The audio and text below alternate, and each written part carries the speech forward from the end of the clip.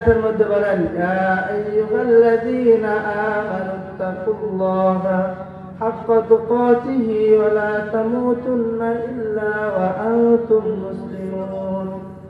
হে মুমিন সকল, তোমরা আল্লাহকে ভয় করো, ভয় করার মতন আল্লাহকে ভয় করো এবং পরিপূর্ণ মুসলিম না হয়ে কবর দেশে শোনো। এই জন্য আমরা সব সময় আল্লাহ তাআলার ভয় আমাদের ভিতরে রাখবো। আল্লাহ তাআলার ভয় আমাদের ভিতরে রাখলে কি হবে? আল্লাহ তাআলা বলেন, যারা আমার ভয় তাদের ভিতরে রাখে তারাই দুনিয়ার মধ্যে সফল কাম। ওয়াত্তাকুল্লাহা লাআল্লাকুম তুফলিহুন। যারা আল্লাহ তাআলাকে ভয় করে তারাই সফল কাম।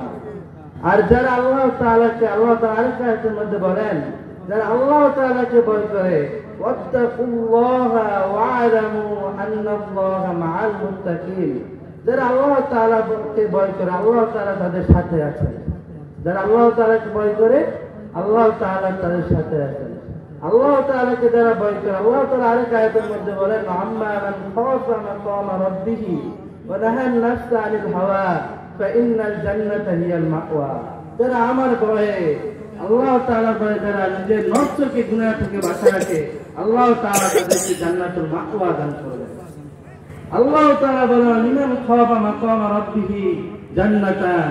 যারা আল্লাহ তাআলাকে ভয় করবে আল্লাহ তাআলা তাদের জন্য দুটি জান্নাত রেখে দিয়েছেন।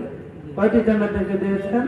আল্লাহ তাআলা আরেক আয়াতের মধ্যে বলেন, ইন্নাল লাযীনা ইয়াখশাউনা রাব্বাহুম বিল গায়বি লাহুম মাগফিরাতুন ওয়া আজরুন কাবীর।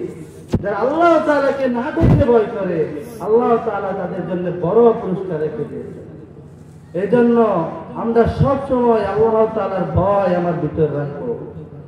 আল্লাহ তাআলার ভয় ভিতর রাখলে কি হবে? আমি দুনিয়ার কোনো গুনাহের কাজে জড়িত হতে পারবো না। আল্লাহ তাআলার ভয় আমার ভিতর রাখলে কি হবে? আমি নামাজ ছাড়তে পারবো না। আল্লাহ তাআলার ভয় আমার ভিতর রাখলে কি হবে? আল্লাহ তাআলার স্মরণ থেকে আমি গাফিল হতে পারবো না। এই জন্য সর্ব অবস্থায় আমরা আল্লাহকে ভয় করব, আল্লাহকে ভয় করব। যে সংক্ষিপ্ত সময়ে আপনাদের সম্মুখে আমি ছোট্ট মানুষ যে আলোচনাটুকু করলাম, মান আল্লাহ তাআলা আমাকে এবং আপনাদের সকলকে আমল করার জন্য তাওফিক দান করুন। আখিরু দাওয়ানা আলহামদুলিল্লাহি রাব্বিল আলামিন। আলহামদুলিল্লাহ সুম্মা আলহামদুলিল্লাহ। হযরত মাওলানা রমজান আলী সাহেব দামাত বারাকাতুহু অত্যন্ত মূল্যবান কথা বলছিলেন আমাদের সম্মুখে, কিন্তু সময় সংক্ষিপ্ততার কারণে হযরতকে সময় দিতে পারলাম না। এই জন্য আমরা আন্তরিকভাবে দুঃখিত।